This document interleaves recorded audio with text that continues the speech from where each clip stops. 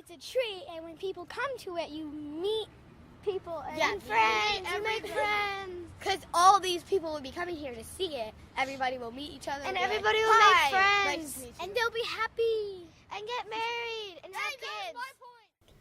On November 16th, Aurora, a magnificent opalescent tree, will finally be lit in front of Palo Alto's City Hall. The effort to bring Aurora to Palo Alto has been spearheaded by Harry Hirschman, a Palo Alto resident and community organizer who first saw the art piece at Burning Man in 2011. He returned home with tales for his kids, Sam and Julia Hirschman, of the spectacular illumination. Aurora, built by artist Charles Gatikin, is a giant willow tree standing 32 feet high with a 40-foot wide canopy consisting of 40,000 LED lights. Sam and Julia wanted to see their father's favorite piece. And I said, sorry, Burning Man's done. This piece doesn't have a permanent home, so we can't go see it anywhere. And they just looked at me like I was crazy. It's like, well, why don't we just give it a home in Palo Alto? Of course. I mean, that's just, of course, what you would do.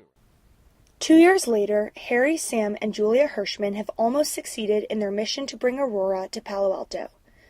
The first step in the process was writing a petition statement, which they brought to school to get signatures. A bunch of teachers and other grown-ups signed it, and there was a ton of momentum. And one of the kids that signed it, Isabel Collins, her mom, Trish here, is on the art commission, and so that started the ball rolling with the kids. Oh, well, the next step is we'll go to the art commission. Let's get more signatures. We go to the supermarket and stand in front of there for an afternoon and get grown-ups to sign the petition. While the Hirschmans have worked on gaining grassroots support and funding, Gatikin has worked on Aurora in his San Francisco art studio, Bach Shop. He was looking for a temporary home for Aurora and decided that home would be Palo Alto.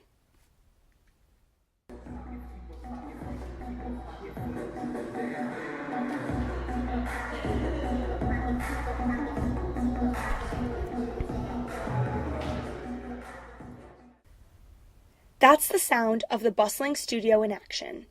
Gatikin, with the help of 7 other people, has been in the process of transforming Aurora so that it will be able to withstand weather and run by itself for 365 days.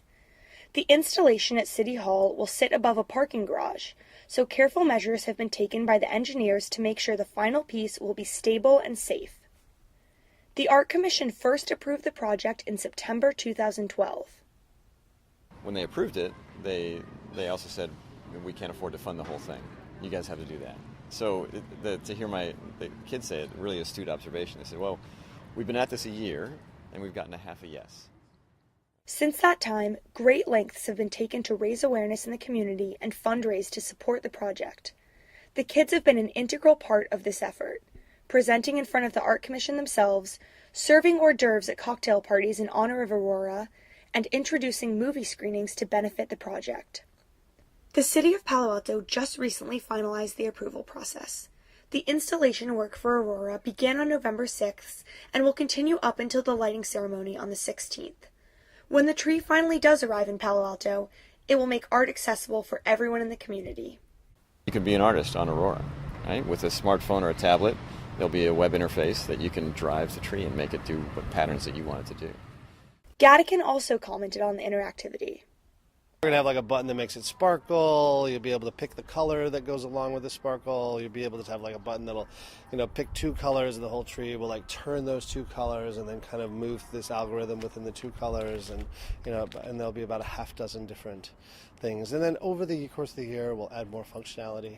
Eventually, you'll do like data interpretation. You'll be able to turn it on, and you can see how much power is being used in Palo Alto by what color the tree is. Finally, the tree will serve as a community gathering center for Palo Alto residents. I think the most important thing to the community is to bring them together.